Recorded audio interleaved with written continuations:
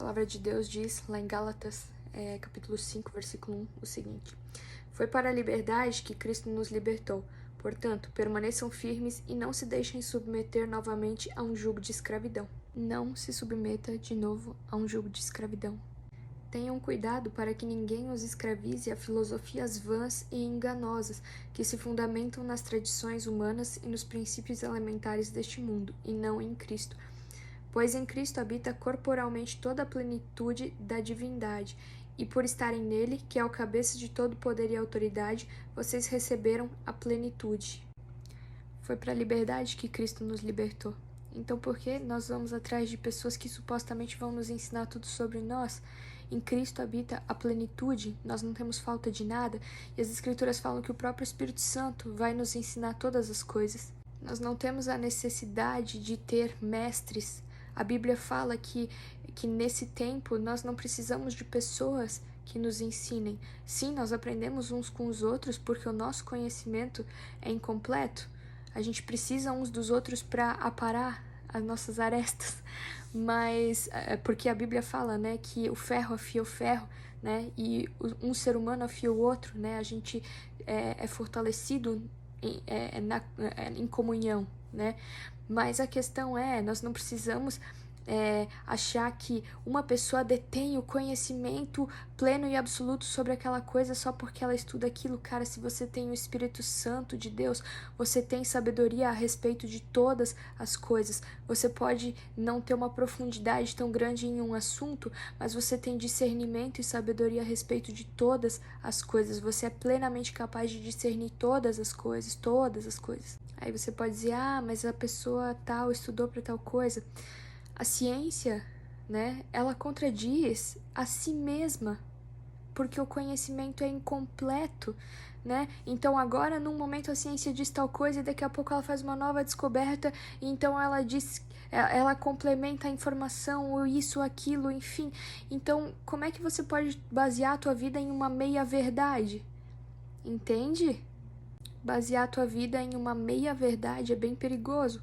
É como estar com um pé num piso molhado e o outro num sabão. É basicamente isso. E o assunto que eu quero falar hoje é sobre temperamentos. E eu tava ouvindo um podcast de uma pessoa cristã que eu costumava acompanhar, né? Enfim, e gosto de ouvir ela falar.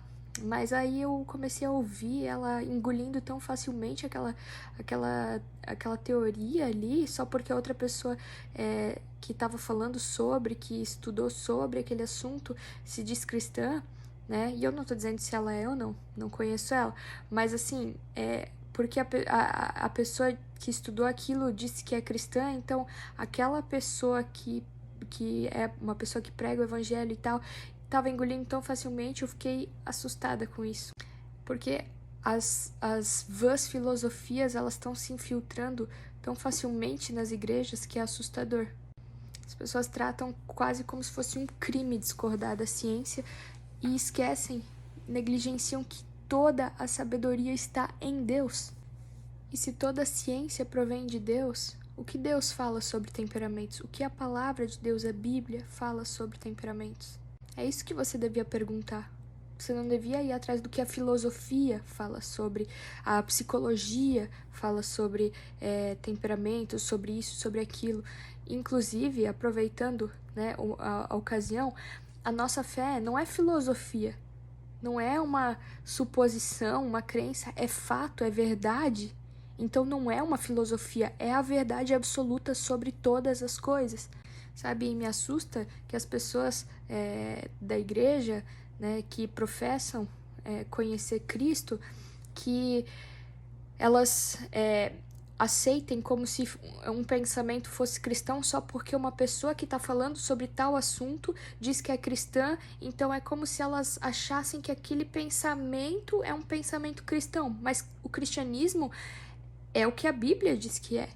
A palavra de Deus não muda, sabe? Não pode ser interpretada por visões humanas. A Bíblia é o que está escrito. Não tente agregar coisas à palavra de Deus. Se contente com uma fé simples, não uma fé ignorante, mas uma fé simples. Não vá além do que está escrito, sabe? Não tente ser mais sábio que Deus, porque você vai falhar miseravelmente nisso e vai ser ruína para você mesmo. Não estou dizendo que não existam cristãos sinceros na sua fé que acreditem que não tem nenhum problema, né? Acreditar em temperamento e essas coisas assim e caminhar por fé. Mas a escolha de viver aprisionado ou viver livre é de cada um.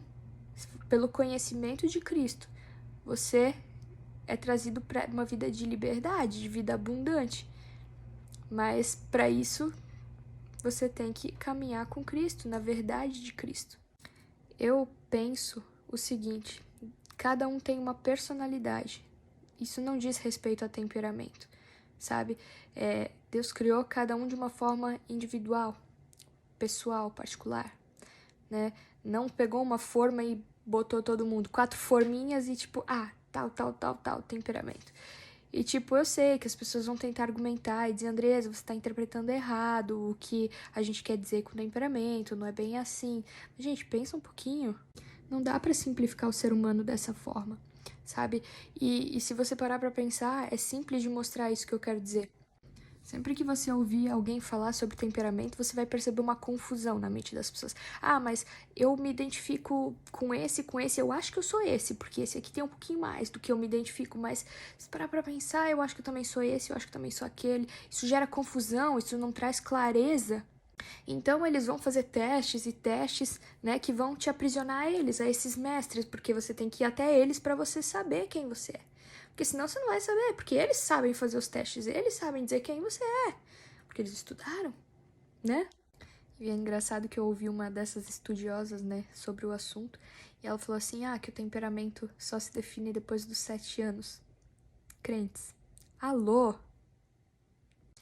Todo mundo nasce com a raiz do pecado dentro de si. Existe uma coisa chamada primeira infância, né? E o ser humano, ele é moldado, basicamente, nesse período. Como a Bíblia fala, ensina a criança no caminho que ela deve andar e nunca vai se desviar dele. Ou seja, aquelas coisas vão ficar enraizadas no ser da criança, né? São aquelas coisas que vai definir o que vai guiar a pessoa, quem a pessoa vai se tornar, né? Principalmente ali nesse período, né? Então, não é que a pessoa está condicionada àquilo por toda a vida, mas é ali que se fundamentam as raízes, né? Nesse período de infância, né? Ou seja, afinal de contas, a pessoa nasce com um temperamento ou ele é moldado pelo ambiente. E você vai perceber que eles vão tentar te explicar e vai ser só mais confusão, mais coisas, mais teorias, mais coisas. E no final não tem uma coerência. A questão é, não dá para chamar de temperamento aquilo que a Bíblia chama de pecado. Raiva, falta de domínio próprio, falta de disciplina, preguiça, isolamento. Pecado? Aliás, corrigindo, a raiva não é um pecado. Agora, agir com base na raiva, a tua atitude vai se tornar um pecado. A raiva é um sentimento, é normal. Acontece, óbvio que a gente é saudável sentir raiva de algumas coisas. Afinal, se você também não sente raiva, você também não pode dizer que você sente amor. Porque se você, por exemplo, não fica inconformado com a injustiça, você não pode dizer que ama alguém. Mas enfim, falando da questão dos temperamentos, você não percebe como o engano facilmente tenta sutilmente se infiltrar no coração humano? É a mesma coisa que essa história de linguagens do amor. Meu amigo, querido, leia a Bíblia, veja o que a Bíblia diz sobre o amor. Se você não passa tempo de qualidade com alguém, você não ama essa pessoa. Se você não consegue desacelerar na presença daquela pessoa e estar com aquela pessoa e você não tem prazer nisso, você tem um problema que você é inquieto. E esse problema tá ali, você tem que procurar qual é a raiz dessa inquietude. Por que você tem medo da quietude? Sobre presentes, por exemplo. A Bíblia diz que presentes são algo que agrada o coração de quem recebe. né?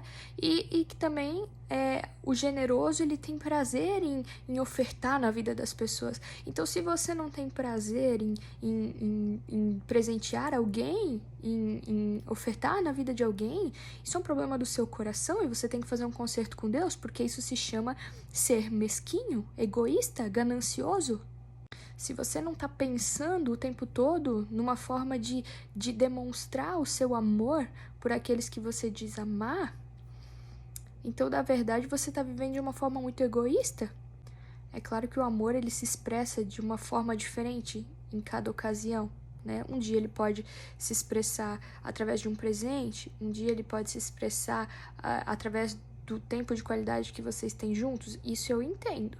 Legal, isso eu concordo, porque nem sempre a gente vai conseguir estar junto o tempo todo, mas eu posso pensar em uma forma de expressar o meu amor por alguém enviando um presente. Então, eu posso manifestar o amor de uma forma diferente a cada dia, né? Mas o que eu quero dizer é que o amor, ele não é em parte. Então, não dá pra dizer que, isso é o amor, isoladamente. Por exemplo, linguagem de amor. Tempo de qualidade. Só isso é amor. Não é só isso. Isso faz parte do amor. Mas o amor, ele não é não é em partes, ele é um todo, né?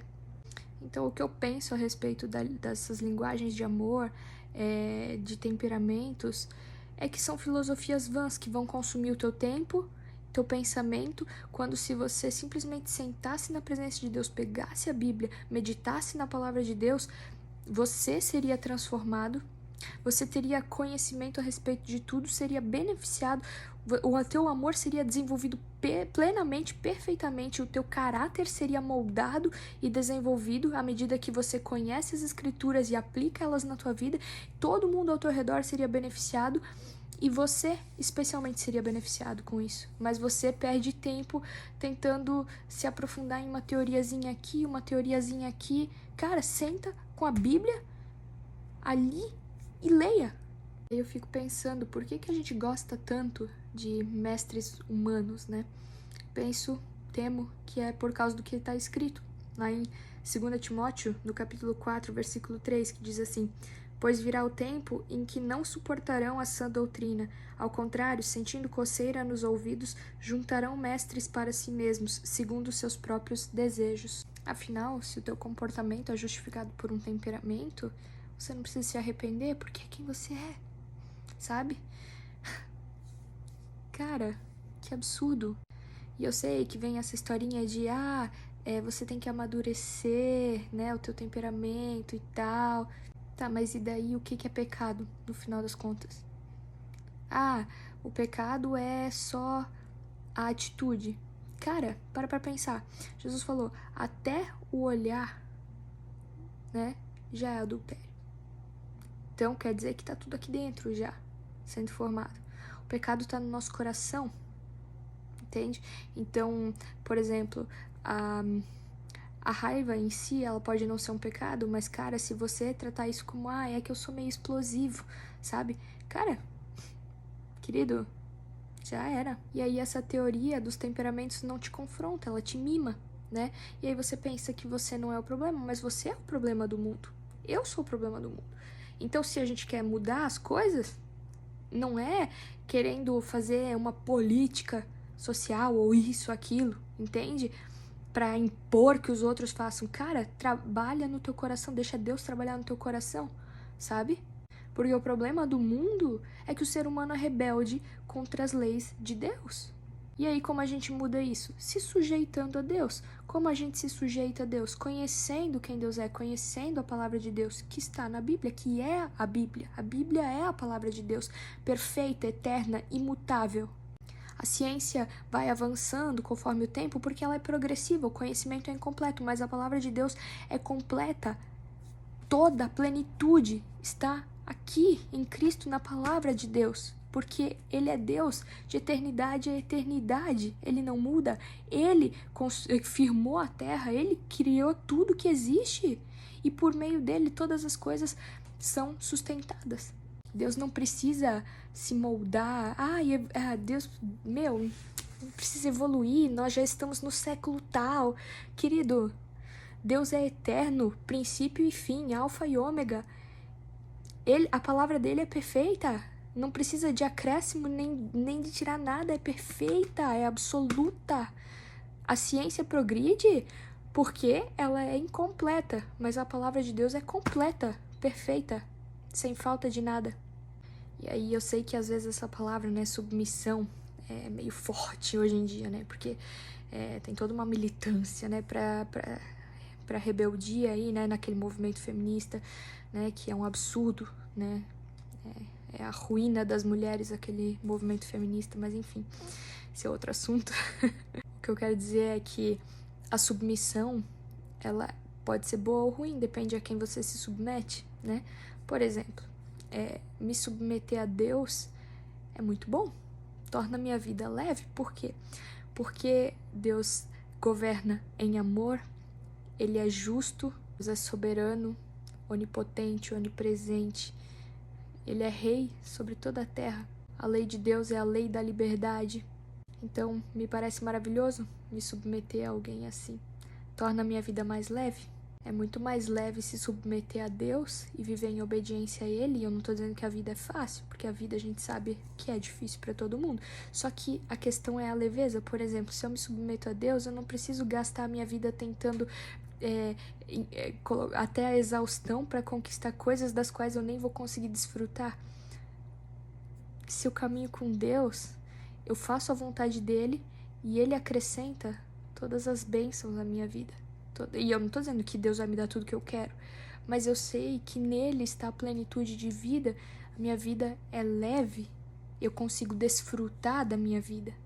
E essa devoção dos cristãos à psicologia me assusta, sabe? Essa devoção dos cristãos à ciência, que às vezes nem é ciência, são cientistas dizendo que é ciência, mas são essa ciência deles é enviesada, sabe? Me assusta crentes caindo nisso, sabe? Tão facilmente, se vendendo. Mas o que eu percebo é que porque tem medo de defender uma verdade simples, que é: Deus é o Senhor, o Criador de todas as coisas. Ele reina sobre toda a terra e Ele é o caminho, a verdade e a vida. Jesus é o caminho, a verdade e a vida.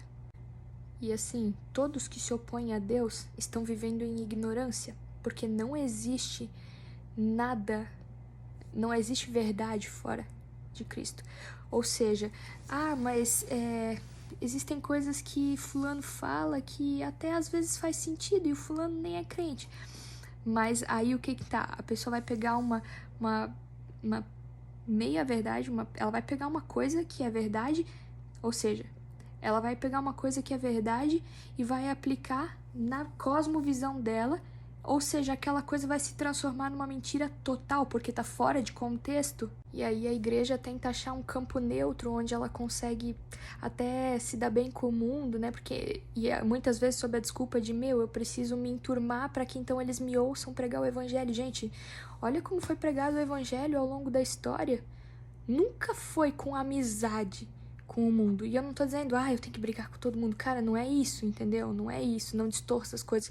Se você não tem maturidade para entender o que eu tô falando, então nem pregue o evangelho, porque você não entendeu ainda o que eu tô dizendo. Você não entendeu ainda o evangelho, sabe? O que eu quero dizer é que não dá pra ter a mesma mentalidade do mundo, entende? Não existe nenhuma área neutra. Neutro é detergente. Não existe nada além de detergente que possa ser neutro. Não existe gênero neutro. Não existe nada neutro. Não existe educação neutra. Não existem áreas onde cristãos e ateus possam concordar. Não existem áreas onde cristãos e pessoas que creem em outra religião possam concordar. Não existe campo neutro. Se você encontrar alguma coisa que você pensa que é neutro, foge, porque em alguma coisa vai ter um engano aí no meio. E se você percebeu ali o propósito por trás de algo que parece neutro, se posicione, exponha, traga a luz, sabe? Para que ninguém seja enganado. Porque ninguém tropeça em pedra grande, como dizem, né? Tropeça, né, em coisas pequenas, ou seja, vai acumulando, puf, foi, entendeu? Tipo, nem percebi, cara. tropecei porque não percebi. Sabe, as pessoas, elas não se importam de pensar que Jesus é um sábio, é um mestre, é um profeta. Elas qualquer dessa definição tá bom para elas. Agora, quando é dito que Jesus é o caminho, a verdade e a vida, o Filho de Deus, o próprio Deus que desceu dos céus e morreu por nós na cruz, aí a coisa muda, porque aí isso significa que todo mundo deve se submeter a Deus. E é isso. Agora, você acha que alguém que pensa que tem tudo na vida, por exemplo, um bilionário, ele vai querer Jesus crucificado? A loucura do evangelho? Ele vai largar facilmente as coisas que ele tem? Ele acha que ele tem tudo. E é justamente esse orgulho a ruína dessa pessoa, porque não consegue enxergar a verdade. O orgulhoso é completamente cego e por isso o orgulho precede a queda, porque a pessoa orgulhosa é incapaz de enxergar a verdade, uma verdade simples que liberta. Jesus é o caminho, a verdade e a vida.